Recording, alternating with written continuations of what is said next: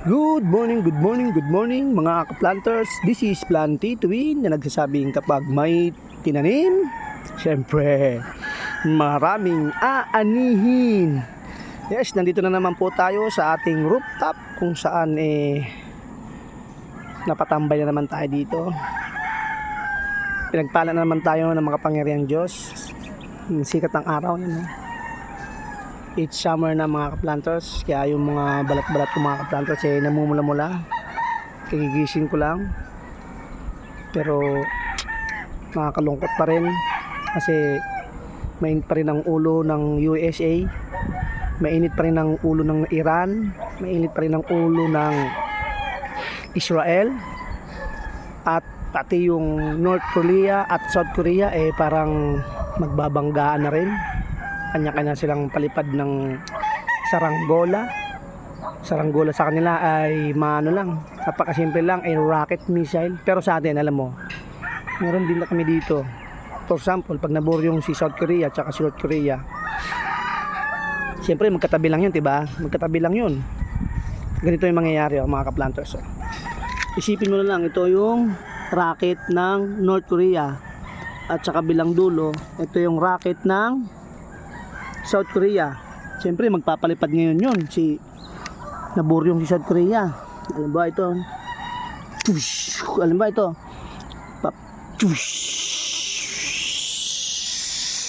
Papadalhan kita dyan ng missile South Korea.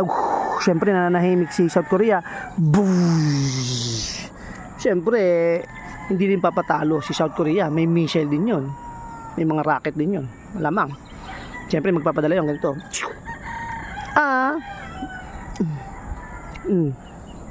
Kita mo yan? Papalapad yan.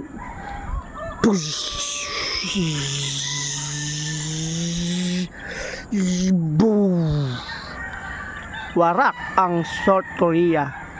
Siyempre agrabyado si North Korea. Agabrado. Warak-warak yan si North Korea. Siyempre kakampihan ngayon yan ng Russia. O kaya siyempre magkakaalyado yan siyempre mahambing natin yung Russia. Siyempre yung Russia dito, ayun, nandun nandun yung Russia dito. Ito Russia to. Sabi niya, binugbog mo yung kakampi ko sige, papadalahan kita dyan ng missile South Korea. Ito na ngayon. Ba ito? Agrabyado. Boom! Sabog ang South Korea. Ngayon, hindi na mapigilan ng gera mga ka-planters. Wala na. Mga missile nila. Nakakaingit sila. Marami silang missile to. Diba missile yan Padalahan sila ng mga missile. Siyempre, agrabyado si South Korea. Kaalyado ng yan, ng US yan. Hindi papayag si US na maagrabyado yung diba? Hindi papayag yan. Kaya magpapadala ngayon si US ng missile din. Mayabang yung mga taga-US na yan. Hindi magpapadalo yan.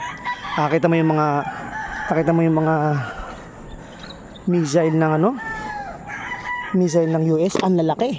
Ganito na lang. Yan.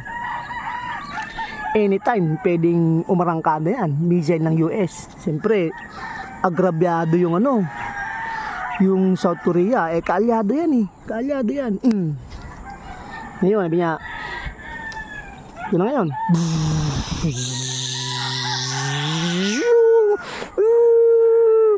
tinira mo yung South Korea. Eto sa'yo Russia. Boom! Patay. Warak-warak yung Russia. Walang natira. Siyempre naburyong si China. Naku, sabi niya, kaalyado ko yung Russia na yan. Bakit mo pinadalahan ng missile na malaki? Abay, hindi rin papalag yun. Siyempre meron silang tinatawag na atomic bomb. Ang atomic bomb nila hindi biro ang China. Kasi kaalyado nila yan China at saka Russia Kaalyado niya yan, tsaka North Korea. Magpapadala ngayon ng atomic bomb.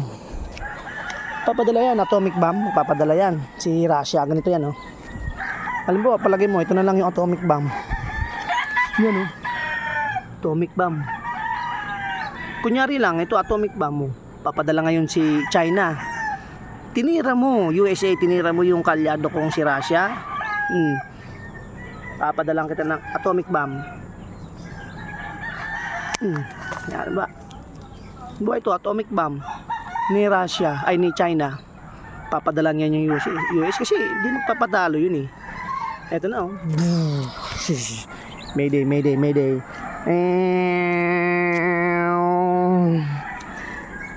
Boom. Warak-warak. Ano nangyari na sa ano? Ito na yung simula ng World War III kapag nagkampi-kampihan na yan mga ka-planters. Ang Pilipinas, diba kakampi ng USA yan.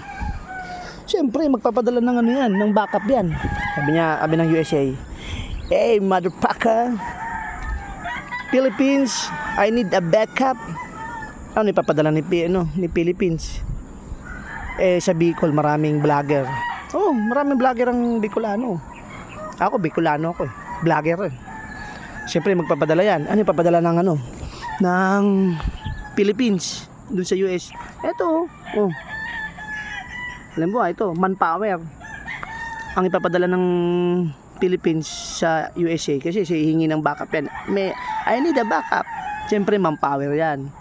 Mga Pilipino papadala dun sa ibang bansa. Sila yung pangsasalang dun sa China, Russia. Kasi wala naman tayong missile eh. Oo, wala tayong missile. Meron tayong mga manananggal, mga kapre, yan lang meron natin, mga mambabarang. Yan, ipapadala niya. I need a backup, I need a backup. Papadala ngayon dun sa USA kasi ginigira na sila. Padala. Kanya-kanya na silang gera. Kaya mga ka-planters, habang maaga pa magtanim kayo.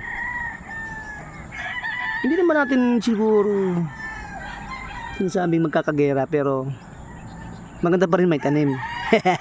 Para hindi kayo hingi ng hingi. Okay lang manghingi, walang problema yan. Kaya lang din kayo mabibigyan ni ka-planters lahat ng tanim kasi nasa rooftop lang si ka-planters. So nasa rooftop lang yan. Kaya kayo may rooftop o kaya may bubong, may espasyo, magtanim kayo para tumaas ang bilihin. Meron kayong makukuha sa bahay nyo. May matatanim kayo, may makakain kayo ganyan.